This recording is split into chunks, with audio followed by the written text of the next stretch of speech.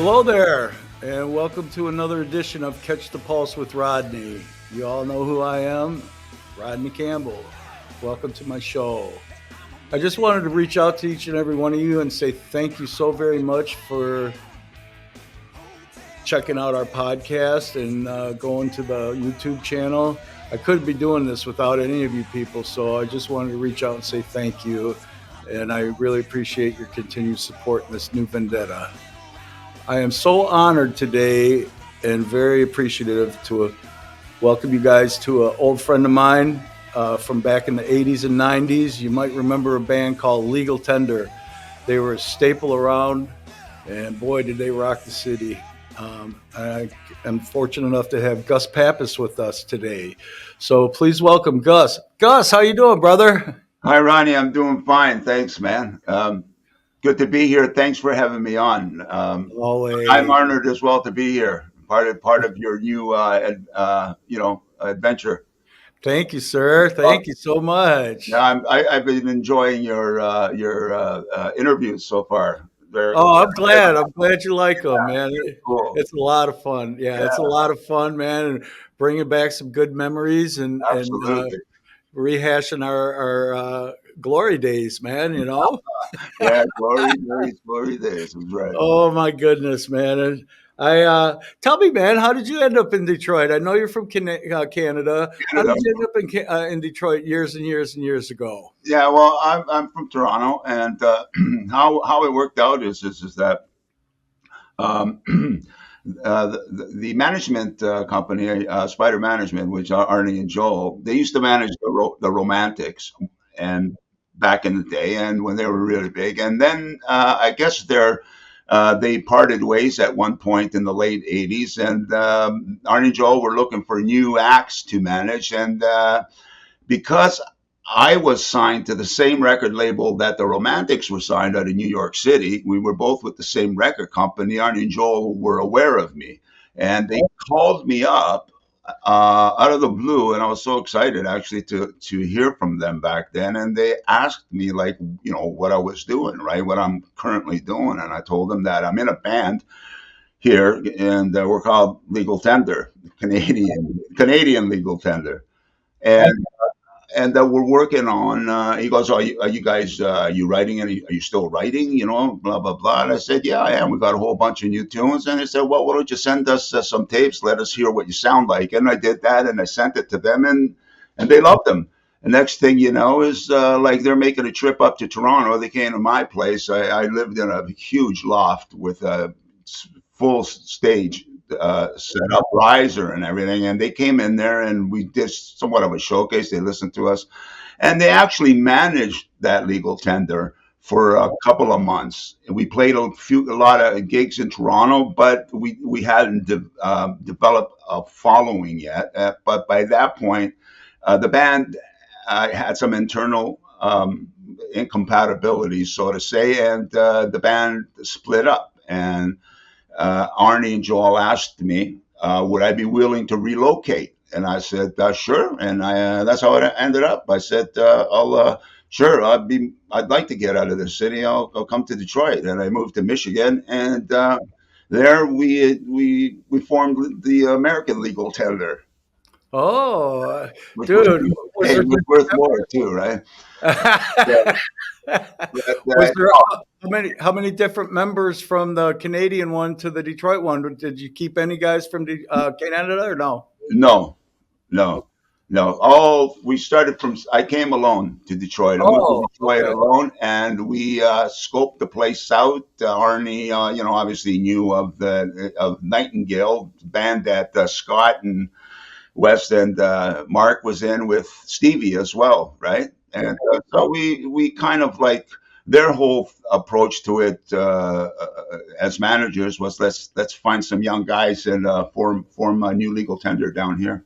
Nice. Yeah, that's what happened. Although the Canadian Legal Tender, before we did split up, we did come to Detroit and recorded some demos in the studio in Michigan, and I forget what the engineer slash producer's name was, but it was a very high end studio. It was a lot of fun, Nice. and that was that. So Well, I know. As soon as you guys started playing in the local venues, people came to see you in groves, man. yeah, You yeah, guys were very, very powerful stage presence. You guys all had the look for the time for sure. yeah, And I personally seen you more times than I can count, and you and I became good friends for a yeah, long, long yeah, time. I yeah. was sad when the band stopped playing out, um, but life happens. And where did you guys record at when you were here in Detroit? Um, we recorded. I think the guy's name was Gary Spagnola, Oh yeah, yeah, I know him. right? And it was his. We recorded like songs like "Born to Rock" there. Uh, Oh, what a song! Yeah. Other songs like "Now That It's Over" we recorded at um, a cool studio Hmm. out in Ann Arbor called the Schoolhouse, and Right. Yeah. produced by Henry Weck, drummer for Brownsville Station. And it's like out on like on the farm fields all country, out in the countryside. Sorry, and I was an old schoolhouse, man, with a wooden floor, 2 story.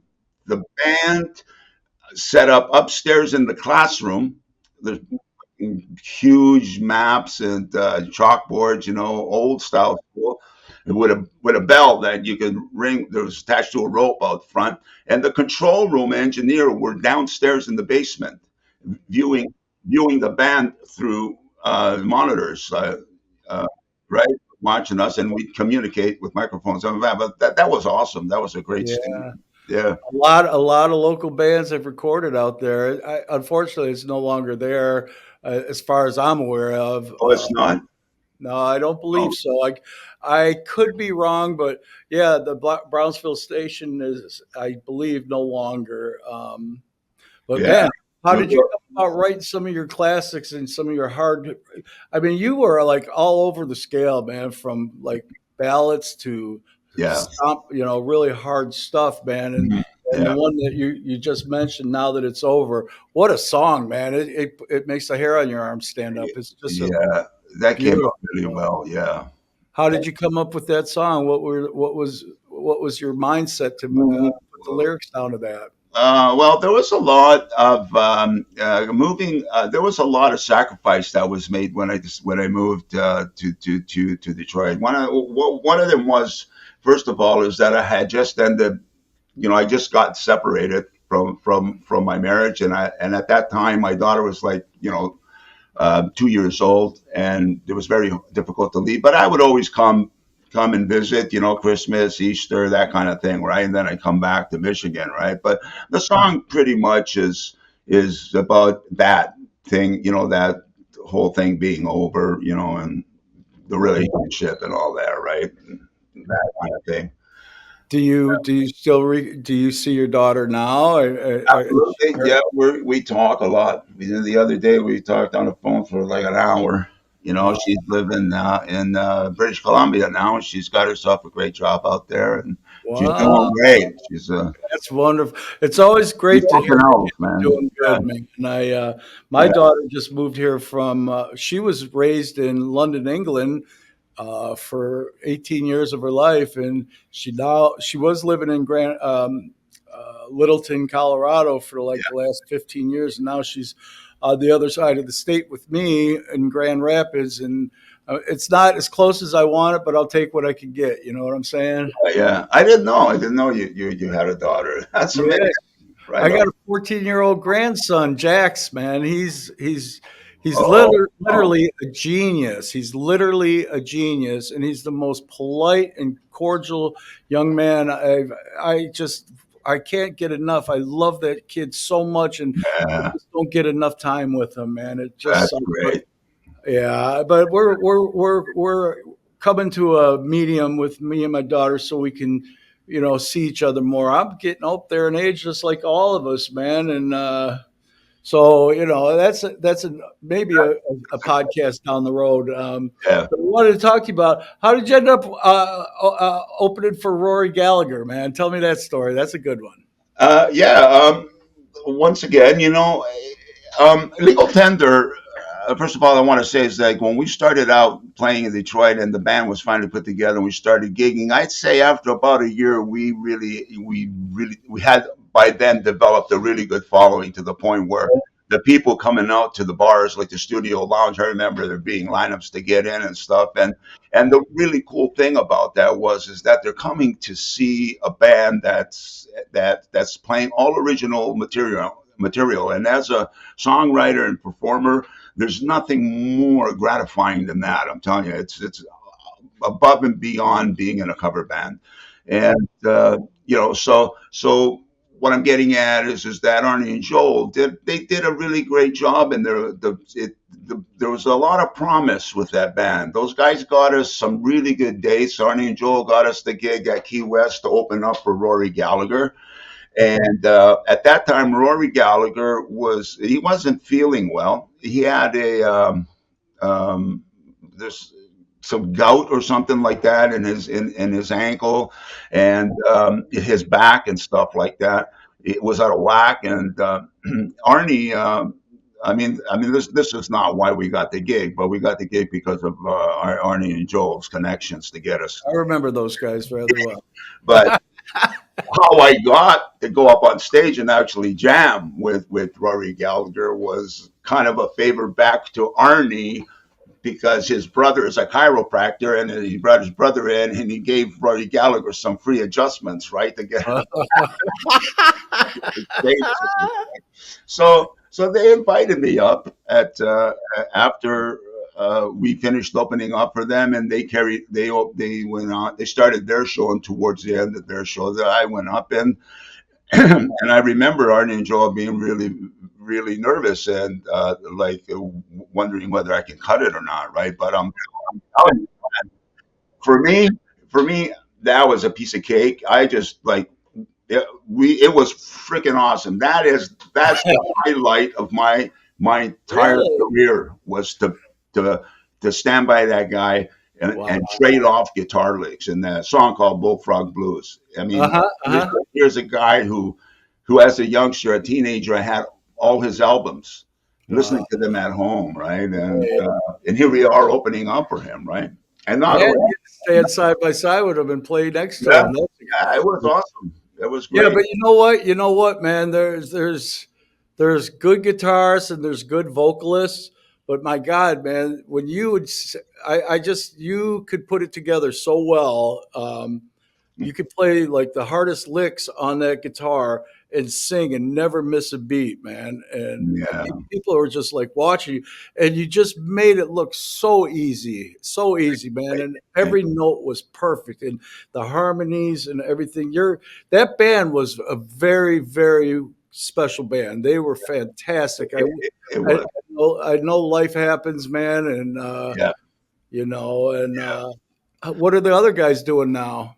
Um, everybody's Mark, yeah, the other guitarist, Mark, and the lap guy. He's still living in Michigan.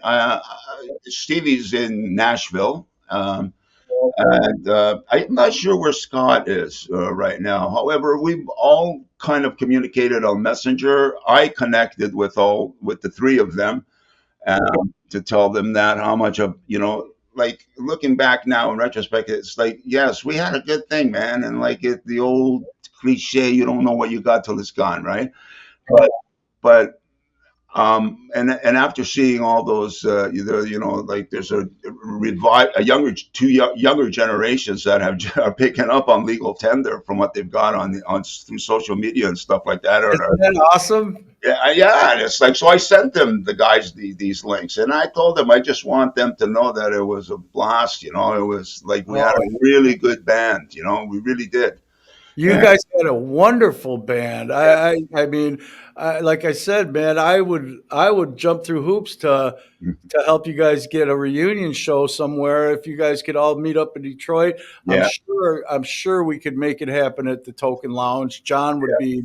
There's no doubt in my mind we from could make what it I happen. hear, Mark already, passed it by him, and I hear that he's, yeah, no problem if that should come See, about. and I still got a little pull there, believe it or not. And yeah, John's a great guy. I talk about him about on just about every show that I do because he's done such a lot of cool stuff for people.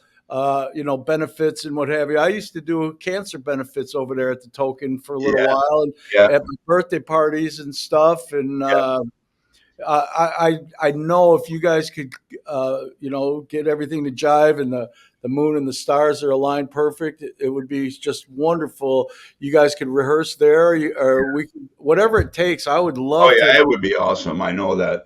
Yeah, the only one I see not going along with it would be little Stevie.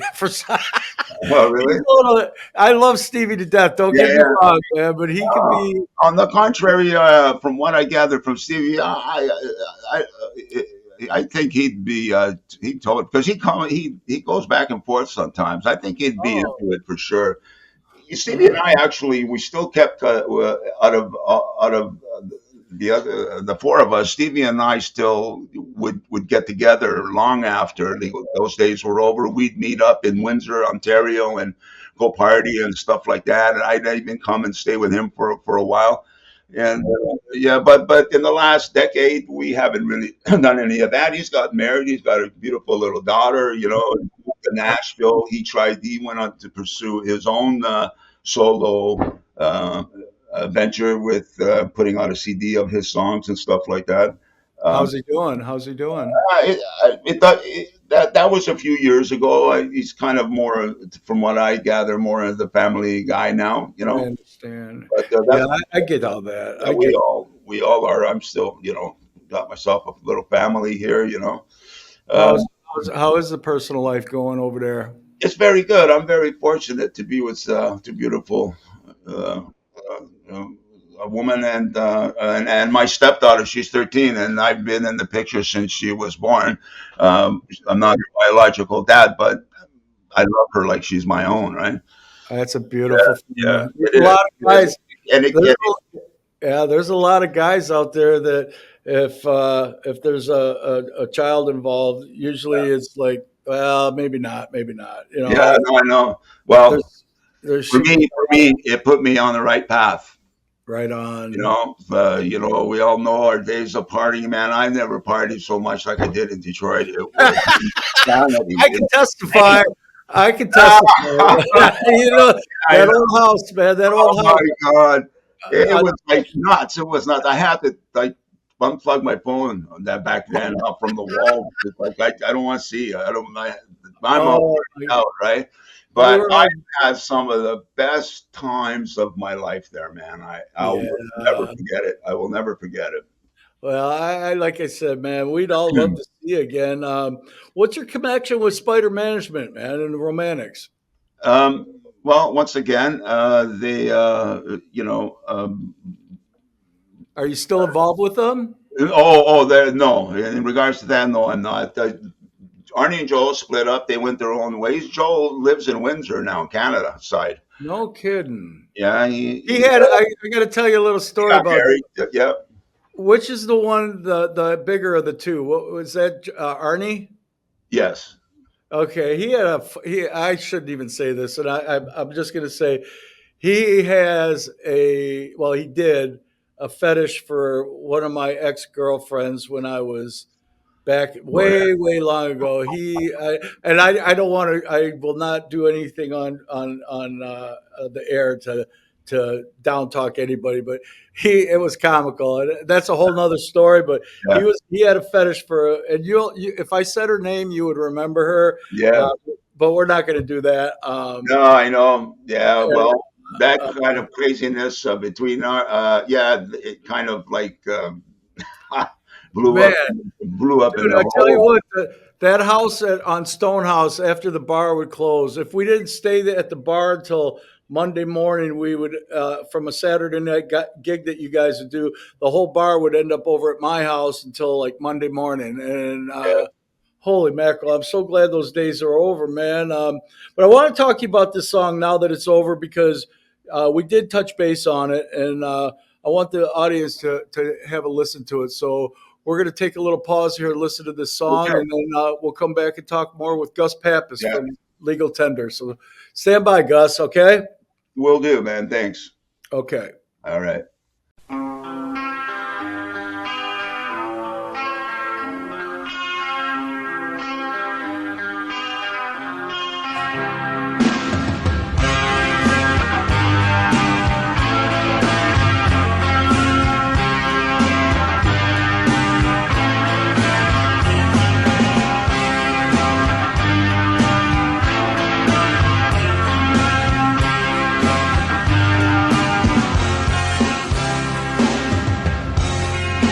Now that it's over, there's still the pain. Like a wounded soldier, nothing feels the same. We used to be lovers, used to be friends. Now that it's over, we're strangers again. And it's love, it's love that brings us together. And it's love that tears us apart. And it's love that changes like the weather. And it's love that's breaking my heart. Now that it's over, no one's to blame. Like the seasons are come and gone, everything about to change. Yeah, we used to be lovers, we used to be friends, but now that it's over, we're strangers again, strangers again. And it's love, it's love that brings us together. And it's love that tears us apart. Yeah. It's love that changes like the weather. It's love breaking my heart. Now dry the tears from your eyes. Like those pieces every time I see you cry. Oh yeah. Whoa, whoa, whoa. Well now, baby, let it all go. Just let it go. Yeah.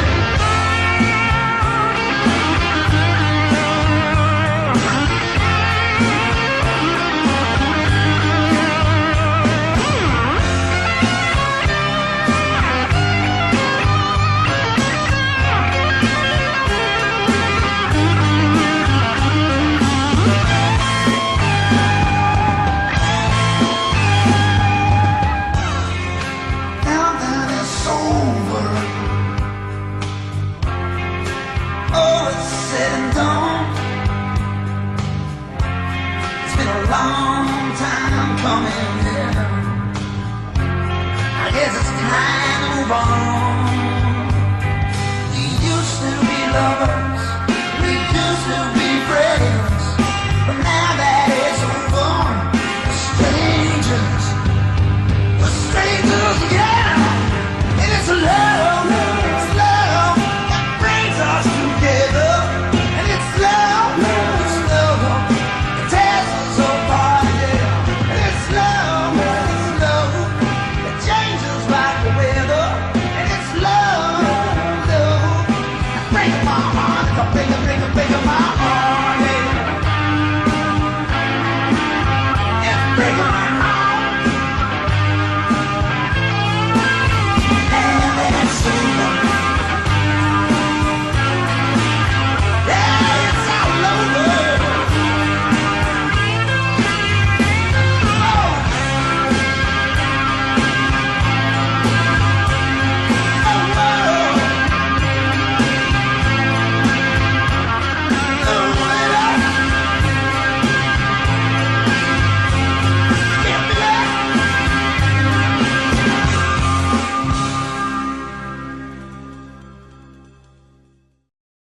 All right, welcome back, Gus. Hey, I hope everybody enjoys that song because to me, it's just incredible, man. But you have so many songs that I could go on and on and on about. yes, yeah. There's another one that stands out, "Born to Rock." That one's out on YouTube. Well, can you tell me a little bit about that song? Well, Born to Rock is what it is. What it is. It's about you know that's the passion. That's always been my passion. It's pretty. I guess that would be for everybody out there that's in a rock and roll band. We're all born to rock, right? So and it's an anthem rock song that can be played. Everybody born to rock. You hear the whole stadium singing that, right? But yeah, that's a song, about It's a rock and great. roll. Yeah, it's a great song. How old were you when you decided you wanted to be a rocker? And when's the first time you picked up a guitar? Um, I I was around 17 years old. Um, when I started. Well, first of all, even when I was 10, 11, 12 years old, I'm the youngest of three brothers. My second eldest brother, George, played guitar. My oldest brother, John, who's gone now, rest in peace, played drums. So there was always guitars and drums around the house. I actually started tinkering on both of them.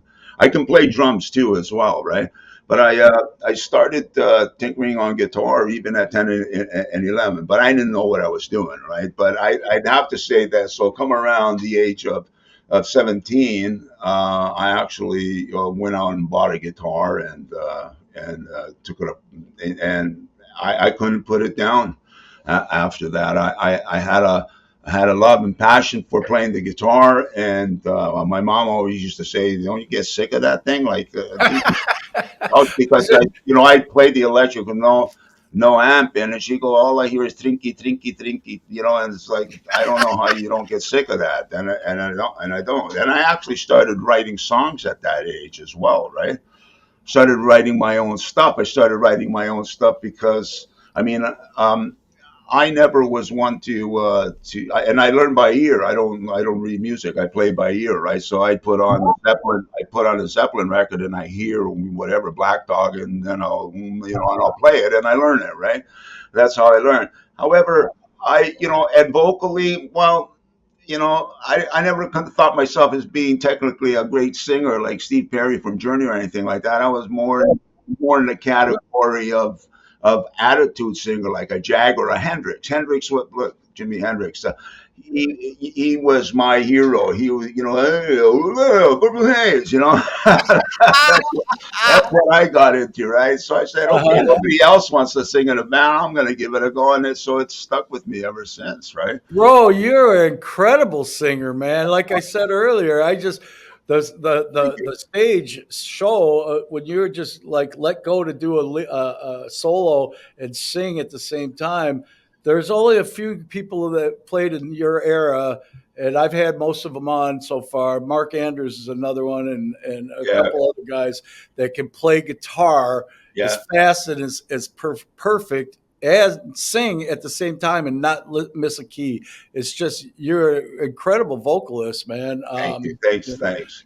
Yeah, Uh, I know Mark Andrew. We hung out a couple of times. He played. yeah, That was a great band, Seduce. Great band. yeah, man. He was my first interview, man. He said I'll be your. Yeah, I saw it. I watched it. It was awesome. Yeah, he's a good guy. I love Mark to death. But yeah, man. So when you were living in Detroit, how long were you here for, and where did you stay? I lived in Michigan for 4 years. I was there. That's it. That's Yeah, it. yeah, yeah. And yeah, it was a long 4 years. I'll tell you. You learned a lot, huh? But yeah, and when I first moved to Michigan, Arnie and Joel put me up at the Easy Rest Motel, right? Oh my It was like goodness. on I believe Telegraph Road, Eight Yeah, Mile on Telegraph Road yeah. down there. It's still there. Yes, So it is. I wrote a song about the Easy Rest, and it's called the Easy Rest, right? And it's actually I've been thinking about putting it out again as a current song, rewriting in more of a country rock type of feel, right?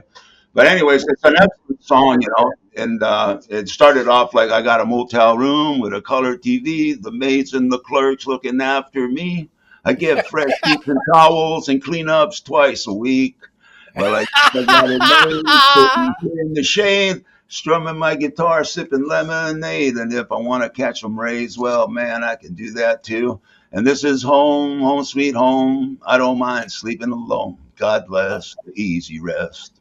Oh, that's wonderful. Yeah. God. So yeah. So How long were you at that hotel for? a year, I was there at that motel for a year, and then Scott, the bass player, and myself, with the help of Varney and Joel, we got a what do you call it?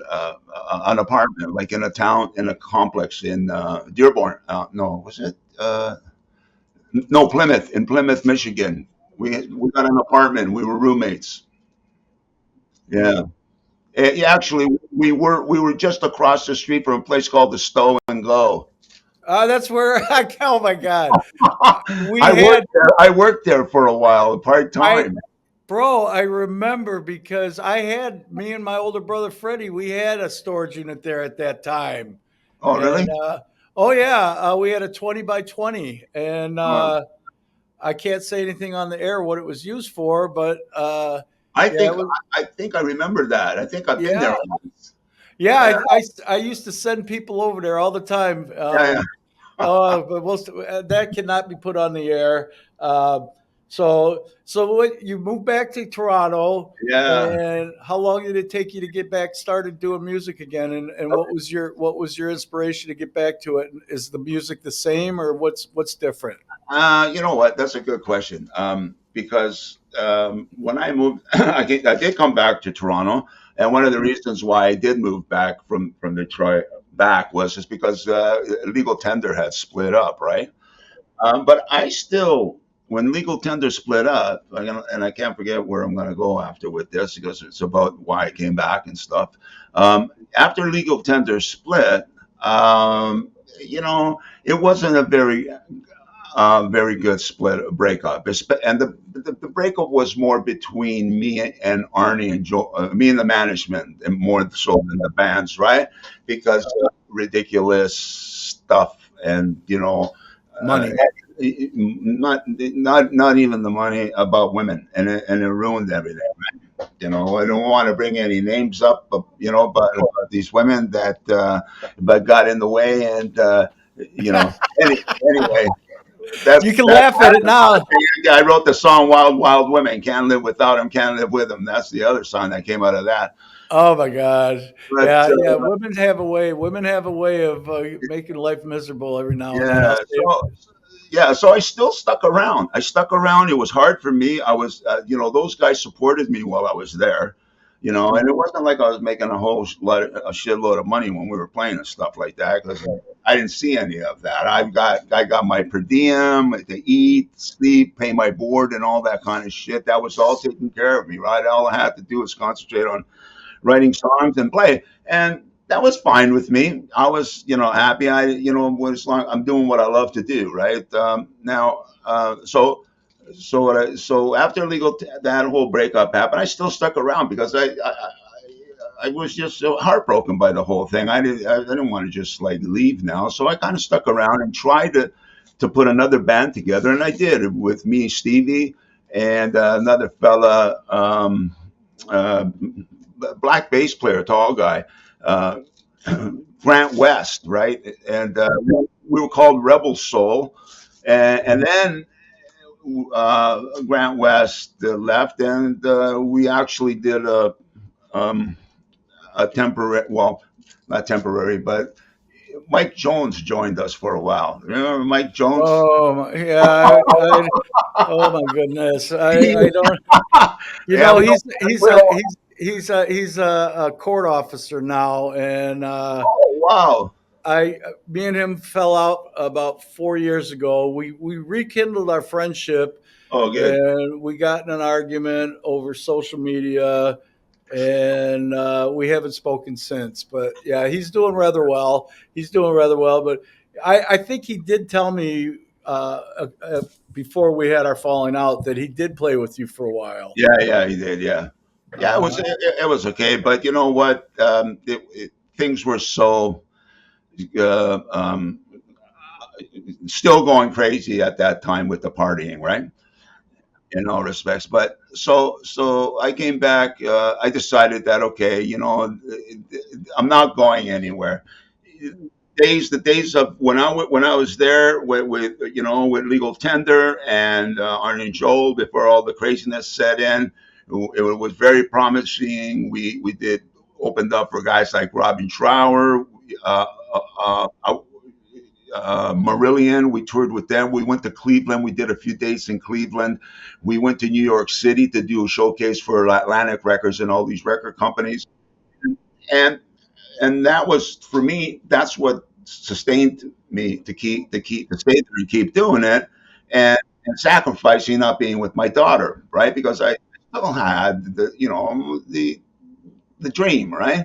You know, to get to a level where you could be, you know, like Self sustain yourself sufficient and sustain your family. Yes, sustain your family. Sure. yeah. But it's not about the money. I never got into the music because about the money, right? That Right. never was the thing. But anyway, so I decided to come back home, and that was around 1998, no, 94 that I came back. I say 94 because from 1994 to 1998, I didn't do anything. I went in a like a so-called hiatus. I didn't go out to bars. I wasn't drinking. I wasn't doing nothing for 4 years. I got a day job, and I worked the day job, and I took upon to my responsibility as a father to support my daughter financially to pay support, right?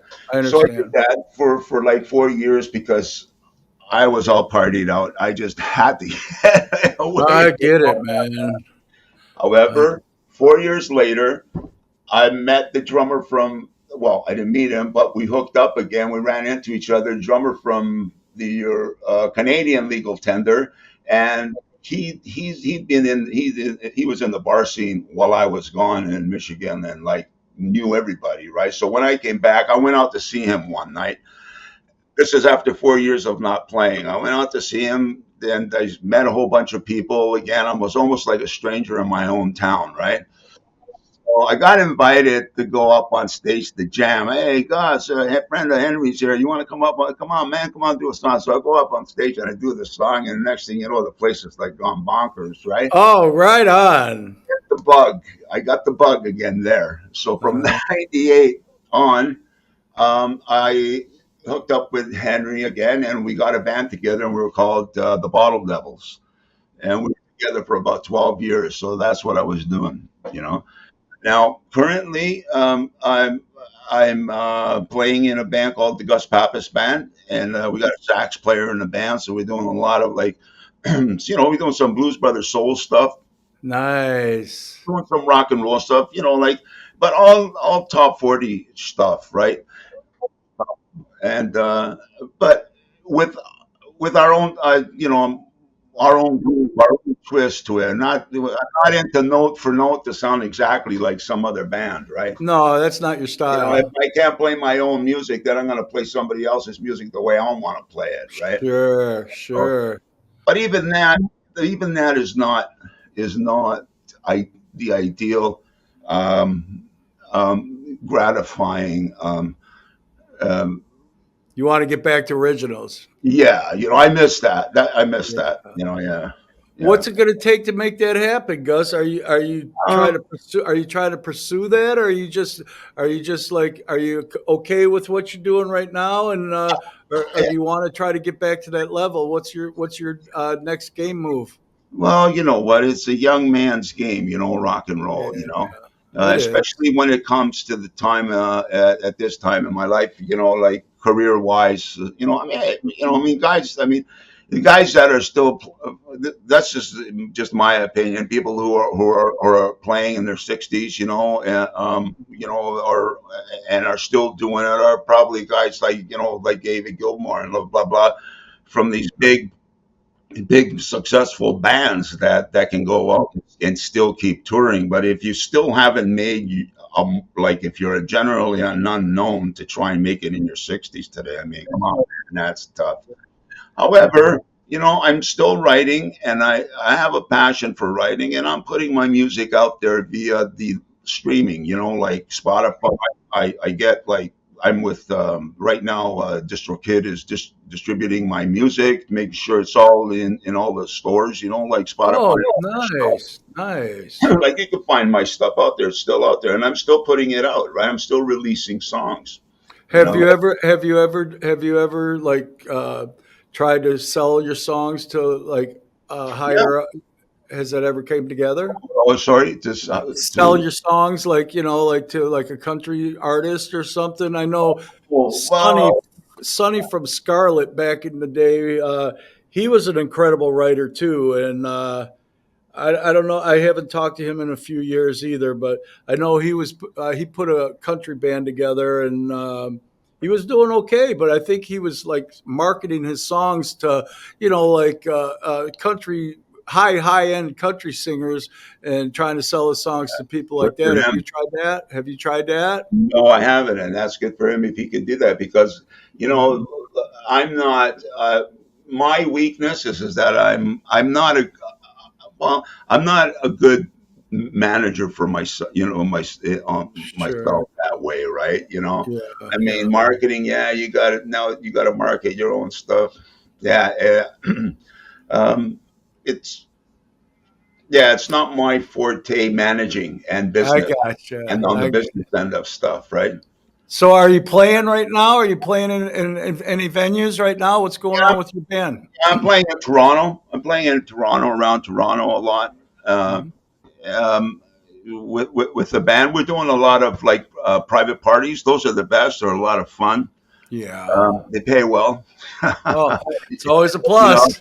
the club scene, man, Rodney. I mean, I know it's it's a dying thing, man. Me and yeah, my things wife. have changed. Just like Mark was saying, like in the interview you did with Mark Andrews, it's changed. It's changed a lot.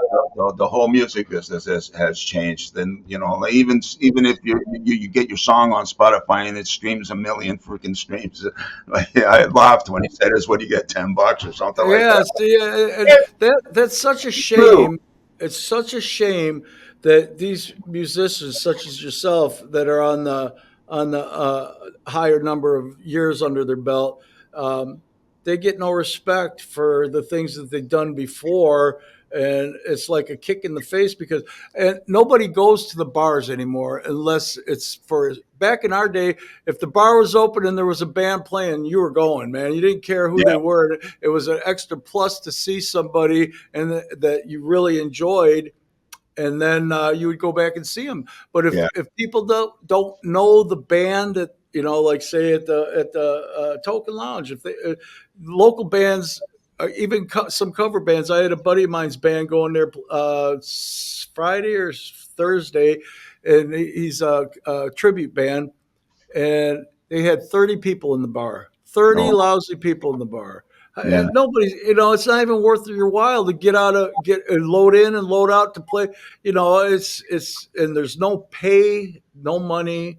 I Right. just don't know how you guys. I know you guys got a love for music, but man, at some point you just got to say, man, maybe I got to go swing a hammer or turn a wrench from here on out. Well, I did. I You did know, that for yeah, I took it upon myself to I had to do the day job thing, man, to yeah, bring me to where I'm at now. Because if I right. did it, I would have no whatever you want to call it, Stability. no pension or Yeah. anything like that. Man, it's rough out there I being an paid adult. into it. You Yeah, know. it's rough out there being an adult, man. But Yeah. we're kind of running out of time here, Yeah, Gus. no problem. I think it was an incredible interview, and I want to say thank you so much for coming on and spending an hour or so with me. And Look Yeah. forward to seeing you. If you want to, after we do this interview, we normally put a page up on our website for you. Yeah. So if you want to start posting stuff on there, about your upcoming events and what have you, we'd Yeah. be most honored to put them up there for you. And All I right. would love to see your face in Detroit in the near future. Me I, too. you know, we didn't get time to talk about the leather hat, and I'm Oh sorry, but yeah. that was a Well, great story, man. yeah. It was your signature Yeah. stage. You had that hat. You looked like Stephen Piercy when you wore that. You had the leather pants on. You looked just like him, man. And Yeah. I just think I wish you guys would have gone to the next level. And I'm sorry that it didn't happen. But hey, Right. man, you're not out in the corner begging for food stamps or nothing. You're still around, That's and right. we all That's love you and miss you. So thank you. with that, I'm going to say goodbye to you, and All right. I'll talk to you soon. Okay? All right, Rodney. Thank you, man. Thanks for You're having very me. welcome, brother. I love you, All buddy. right.